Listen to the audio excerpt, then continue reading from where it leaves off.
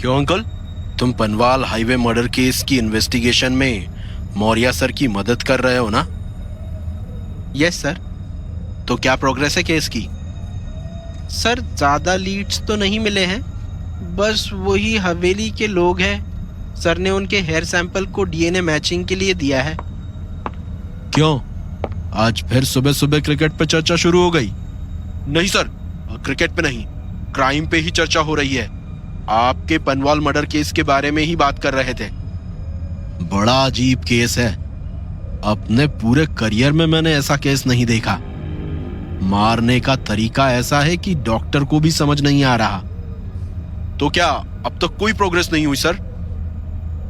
पता नहीं, लेकिन मुझे इतना पता है, जो लोग उस दिन पुलिस स्टेशन आए थे विक्टिम्स के बारे में इन्फॉर्म करने, उनका जरूर इससे कोई कनेक्शन है। हाँ सर, मुझे भी ऐसा ही लगता है। जब मैं उनसे मिलने उस हवेली गया था, तभी मुझे उनका बिहेवियर काफी सस्पिशियस लग रहा था। खासकर वो लड़का, शर्मा जी क्या नाम है उसका? देव। हाँ देव, वो कुछ तो छिपाने की कोशिश कर रहा था। अच्छा, तब तो उससे मिलना ही पड़ेगा। सर, आप तो कल ही उस हवेली गए थे, क्या कल उससे मुलाकात नहीं हुई? बाकी चारों से हुई, लेकिन जिसकी तुम बात कर रहे हो उससे नहीं हुई। अंकुल। Yes sir. गाड़ी निकालो, आज फिर उस हवेली में चलते हैं। इस देव से भी मिलकर आ ही जाते हैं। जी सर। डीएसपी मौर्या जाकर अपनी कार में बैठ जाता है और कार पुलिस स्टेशन से पैलेस के लिए निकल जाती है। पैलेस में देव, अंजलि, शुभम, अक्षय, शिल्पा और निखिल डाइनिंग हॉल में ब्रेकफास्ट कर रहे थे। दोस्तों, मैं जानता हूं तुम सब लोग मुझसे नाराज हो। शायद मैंने कई गलत डिसीजन लिए हैं, जिनके कारण तुम्हें प्रॉब्लम फेस करनी पड़ रही है। लेकिन मेरा प्रॉमिस है, मैं हम सबको किसी भी तरह इस सिचुएशन से बाहर निकालूंगा। ऐसी कोई बात नहीं है देव। मैंने गुस्से में कल तुझे पता नहीं क्या क्या कह दिया। असल में उस डीएसपी की बात सुनकर मैं बहुत डर गया था। सॉरी भाई। मुझे पता है, ऐसी सिचुएशन में तू क्या, कोई भी डर जाएगा। शुभम, तू भी भाई मुझसे सॉरी मत बोल। मुझे भी रियलाइज हो गया है कि कल मैंने तुझसे जो कहा वो मुझे नहीं कहना चाहिए था। कम ऑन गाइस, अब ये सॉरी सॉरी खेलना बंद करो। हम सब बेस्ट फ्रेंड्स हैं और दोस्तों में ऐसी नोक-झोंक चलती रहती है। लेकिन देव, मेरा अब भी वही मानना है, हमें अब और वेट नहीं करना चाहिए। ठीक है, मैं आज ही गुरुजी के पास जाऊंगा और उन्हें इन सब के बारे में बताऊंगा। डीएसपी मौर्या की कार ठीक हवेली के सामने आकर रुकती है। ये तो उसी डीएसपी की कार है। पता नहीं अब क्या करने आया है। तुम चिंता मत करो अक्षय, इसे मैं हैंडल करता हूं। डीएसपी मौर्या और कांस्टेबल कार से उतरकर पैलेस के अंदर आते हैं। सर, आप यहाँ? क्या कोई प्रॉब्लम है? प्रॉब्लम ना हो इसीलिए तो पुलिस है, और इसीलिए हम यहाँ आए हैं। कल जब मैं यहाँ आया था तब तुम यहाँ नहीं थे? हाँ, मैं कुछ काम से मार्केट गया था। आपको मुझसे क्या काम है? कल मैं इन तीनों के हेयर सैंपल लेकर गया था डीएनए मैचिंग के लिए। इनके सैंपल तो मैच नहीं हुए, तो सोचा आज तुम्हारे सैंपल भी टेस्ट करवा लूं। डीएसपी की बात सुनकर अंजलि, शुभम और अक्षय के चेहरे का रंग उड़ जाता है, लेकिन देव के चेहरे पर एक शिकन भी नहीं आती। Yes sir, please. हम भी चाहते हैं कि आपको जल्दी पता चल जाए कि हमारा इस मर्डर से कोई कनेक्शन नहीं है, और अगर हम कोई और हेल्प कर पाए तो प्लीज हमें बताएं। अंकुल, इनका सैंपल भी कलेक्ट कर लो। कांस्टेबल देव के सिर से एक बाल निकालता है और एक प्लास्टिक के पैकेट में डाल देता है। तुम सबके फिंगरप्रिंट्स भी मैच कराने हैं।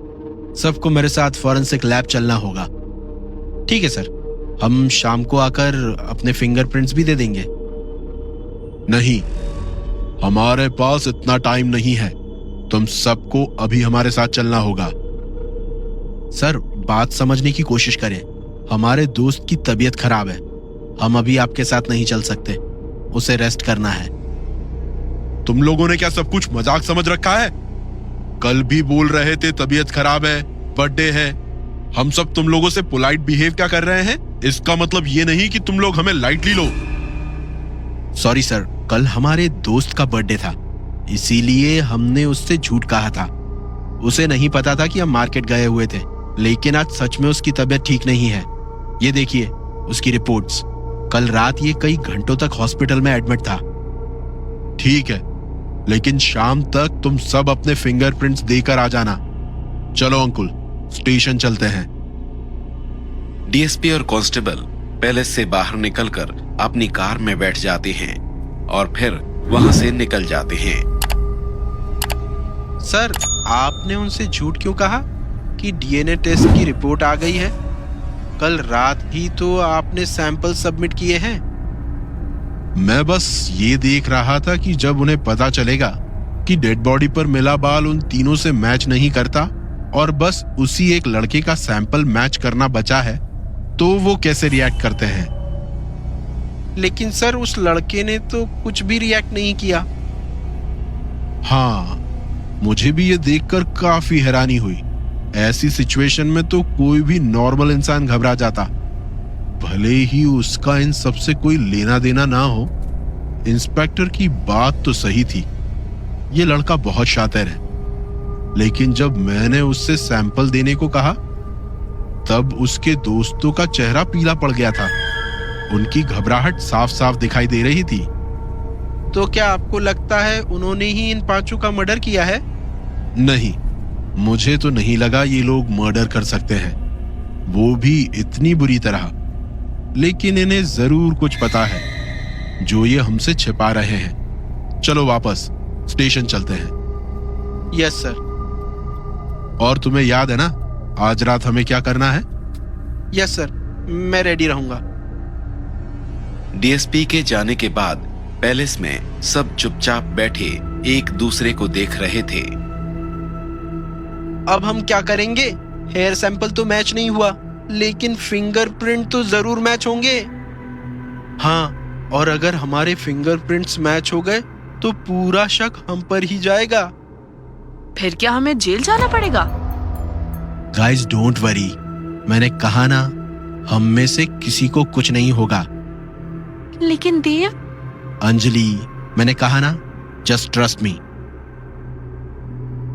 उस अंधेरे तहखाने में उस साए और तंत्रा की आवाज आ रही थी।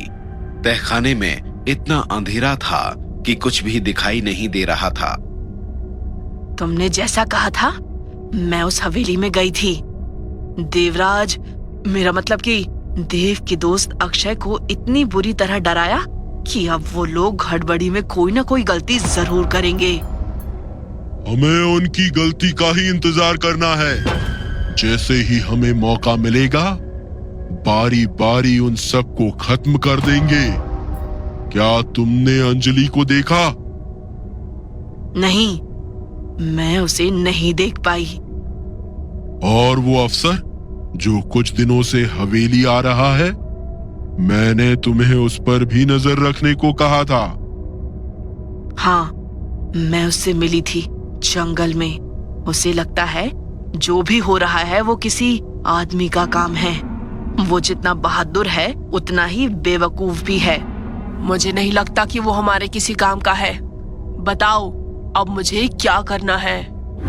मैं जल्द ही तुम्हें बताऊंगा, लेकिन मेरी बात याद रखना, तुम्हें अंजलि से बचकर रहना है। तुम बात बात पर मुझे उससे बच के रहने को क्यों कहते हो? तुम्हें क्या लगता है वो मुझे कोई नुकसान पहुंचा सकती है? तुझे नहीं पता, अगर उसे अपनी शक्तियां याद आ गई तो वो तेरा कितना नुकसान कर सकती है।